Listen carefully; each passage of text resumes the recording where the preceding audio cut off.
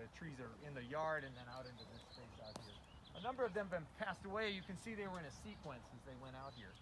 But the person who takes care of them has to do a couple of things for them.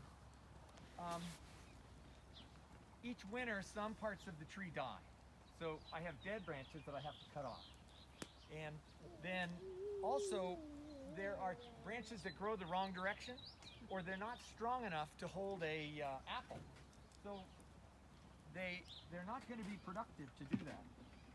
Here's a good example of a branch that I cut off. And was this branch green or dead when I cut it? Green.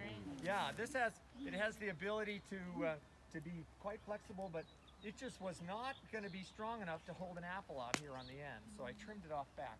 And you can look up here and see several of those have had the ends. Here's one right here. It's be cut there to do that.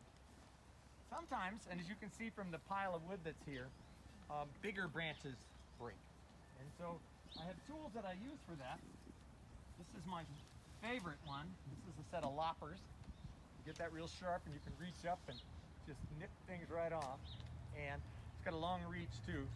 And behind you, you see a 10 and 12 foot ladders over there that I have to climb to do that. Sometimes the pieces of wood are way up there and I use what's called a nipper or a pole saw. So if you see if I extend this line all the way down and extend the pole all the way out, I can reach quite high. And especially these trees are 30 to 40 feet tall. So I have a 20-foot pole and a 10-foot ladder, and I'm standing up there. And I often pray for my trees when I'm up there.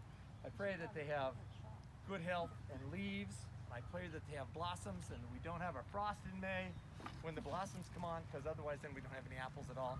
So I pray for the leaves, the blossoms, and the apples. And through summer, I put, 3 times a week, I'll put 20,000 gallons worth of irrigation water to make this stay green. So if any of you fly into Missoula, you can look down, and I'm one of the few yards here that's completely green. Oh, shit. This is a saw, a pole saw, and it's a pull saw, meaning you reach up on the branch and pull back. One of the other things I pray for is I pray I don't fall off the ladder. Because this is, you get quite comfortable up there, 40 hours of being on the ladder up there, and you reach over and do something and you realize you're off balance and you're quite a ways up. And Nancy's praying too. Sometimes we come out here and Nancy spots me when I use a power saw up in a tree. I cut a branch that's more than about 3 inches. I have to use a chainsaw, and I have one on a pole, but this is the other piece of equipment that I use as well. So, and I've been taken off of the tree. The tree takes me off of the ladder sometimes as well. So, we have 2 parts to the tree that we really talked about there. The main branches, and in the Bible verse today, Jesus calls those the vine. So these bigger branches here help to nourish the tree from the ground. But if you look at an apple tree, there aren't any flowering parts down low. That's where the flowers will be where the fruit comes on. It's all out on this outside edge. So the tree has really 2 parts: the vine, or the big branches, and they're really the important part of the tree. That's why I was talking to somebody before we started. I think it was Sonia. I lost, on that tree back over there, I lost 2 great big branches. They were about a foot in diameter.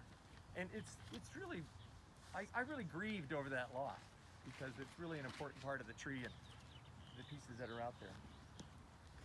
So Jesus says that he's like the big branches of the vine, and we're like these little tiny branches out here.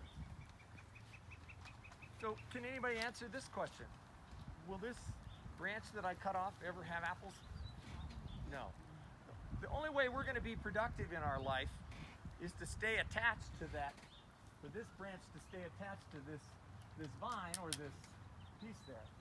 So the lesson today talks about how the vine is Jesus and we're the branches, and if we need to abide in him or just be connected to him so that we can be productive members of our community. When I cut those little branches off and prune those, it makes the tree stronger. So the tree's able to, it doesn't have to take care of that piece of dead wood. It doesn't have pieces that aren't going to be productive to make flowers and to make pieces there. So we have to really be useful to our families by being a part of that branch. And the one branch I had here kind of talks about brothers and sisters, mothers and fathers. We're all working together, and we have flowers out on the end. If we're lucky, we'll have apples in our life.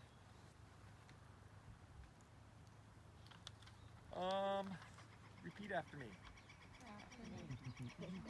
Thank you, God, for bringing us Jesus. Thank you, God, for bringing us Jesus. Thank you for making us branches in our community and family. Thank you for making us branches in our community and family. Bless us to be as fruitful as an apple tree. Bless us to be as fruitful as an apple tree. Amen. Amen.